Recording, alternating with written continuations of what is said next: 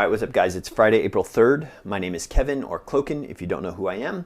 Wanted to give you a quick update on where we are with Vainglory Community Edition. If you don't have any idea what I'm talking about, Vainglory Community Edition, there is a blog over on our website that you can take a look at. I'll put the link in the caption below, along with a Reddit AMA that we did yesterday where we answered a bunch of questions from the community about Vainglory Community Edition. We'll put that in the caption below as well. But last night we finished deploying into what we're calling stage 1A of this sort of roadmap, which again is outlined in that blog. So I wanted to confirm that. And number two, if you've logged into the game or attempted to log into the game at this moment, you've probably experienced the game feeling very different to what you're used to, if not feeling like it's entirely broken. I'm going to get into that in a second, but for those of you who are first tuning into this or catching this news for the first time, I wanted to give a brief touch over on why we're doing this. It's all in that blog and it's in the AMA, but I wanted to talk about it briefly here as well. So we'll move through this quickly. Why are we doing this? Last week, Wednesday, Rogue let us know that they will be ceasing service to the game as of Friday last week. So it was a mere matter of days notice that we were given that this decision was going to be made and that the service was going to be turned off. Why did Rogue do that? Well, it is a challenging time for a lot of companies, and we do believe that they put their best effort forward here, but they just were unable to continue supporting this game. It's a challenging thing for us, right? And there's a lot there to unpack, but bottom line is we didn't want the game to be shut down. So we got involved. We were able to keep the service up that Friday, but at that point it's a big problem for us as a company. How do we continue to support this game when we already know we're not in a place to do that? We're focused on building Project Spellfire, and we don't have the team to support a live game like this. So there were many options available, not many, there were a few options available to us to consider. Do we find another publisher like Rogue?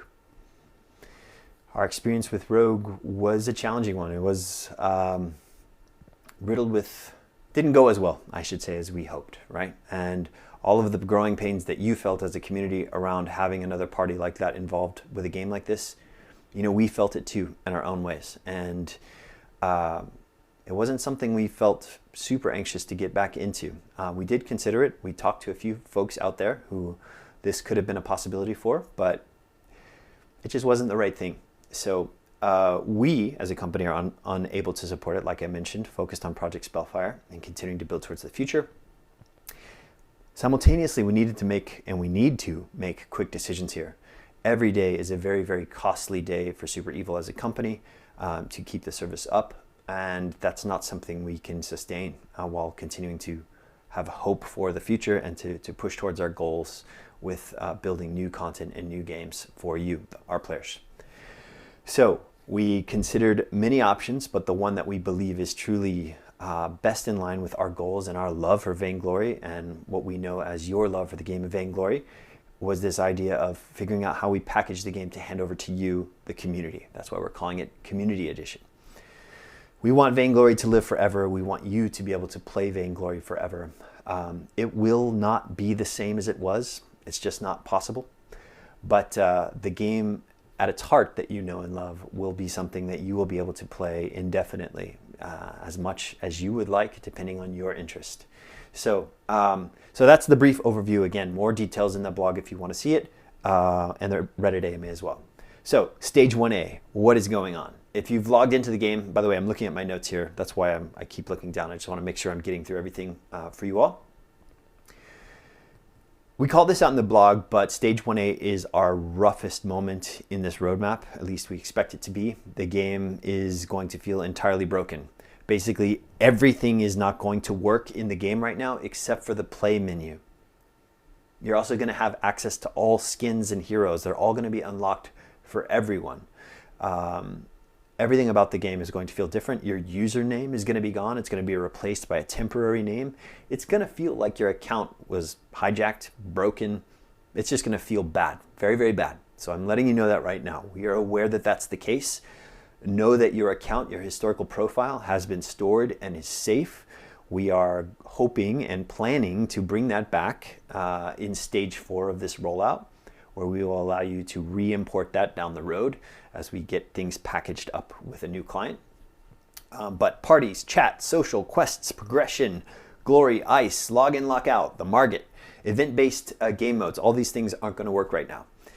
On the plus side, you will have all heroes, you will have all skins, and matchmaking is likely super fast because the matchmaker is throwing people into games. Also, your rating, I think right now, is not what it was. So all of this is a bit of a mess right now. It's going to feel completely under construction. We know that.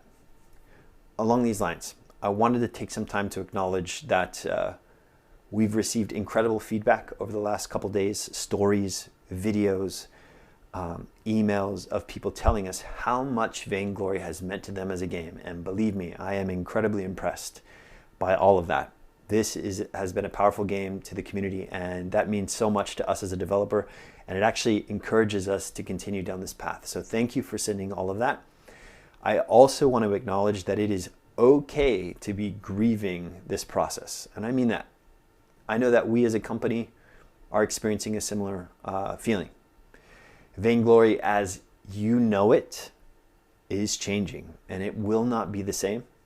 Our hope is that when we get on the other side of this, it'll become that thing that you love, and maybe even more as we move towards the future, and as you continue to invest more into what that could look like. But it is okay to grieve the loss of the past, and I wanted to acknowledge that. I need to acknowledge it for myself. It's okay, and we support that. Please do continue to share stories to each other about this game, what it's meant to you, all of those things. We read them, they mean a lot. We share them internally on all of our tools, and thank you for sharing that, and please do continue to do it. I think it's an important part of this process. Our hope is that Community Edition will be a vessel for similar levels of meaning in the future, as Vainglory of the past has been to you now, but that is yet to be proven, and we have a long way to go to get there. So a couple other things to point out. Your past, your history with this game is important to us. That's why we have stage 4, this need to bring your historical profile back into Community Edition at some point. I will say, though, that progression in Community Edition is likely going to feel very different to what it did in the past. So though you'll be able to import that again, the idea of what progression would look like in this game is going to feel different. It's everyone's going to have the content unlocked, and it will really be about distilling itself down into the joy of the immediacy of playing Vainglory together as a community. It's likely that some awesome community tools are going to spring out of this initiative where ranking and matchmaking and leaderboards and all this stuff will become hyper relevant again, and serve communities as they galvanize around this game in a variety of ways. But again, that'll be a process to get to that point, and we understand that your history with this game is meaningful, and we acknowledge that. We think it's important, and thank you for sharing your stories with us. Okay, all of that being said, here's the opposite side of that coin. Mayless and I are going to be working to moderate community conversation, particularly in formal areas like the Vainglory Discord. We really do need to begin to focus on the future, and I've seen a variety of types of conversation in the Discord at the moment, some of it constructive and some of it entirely not. And though we are supportive of grieving and all these things that I have mentioned, there is a line that we definitely need to begin to establish that's okay, that tells you what's okay and what isn't okay.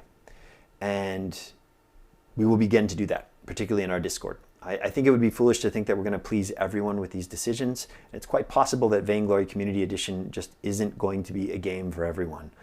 It is not the game of the past, but it might not be the game for everyone going forward. And that's okay, but issues like toxicity and incessant negativity are going to begin to get addressed. We understand the need for constructive criticism. We welcome it, all of those things, but there's definitely a line we will establish that ensures the health of the community and the idea of looking forward to building to the future.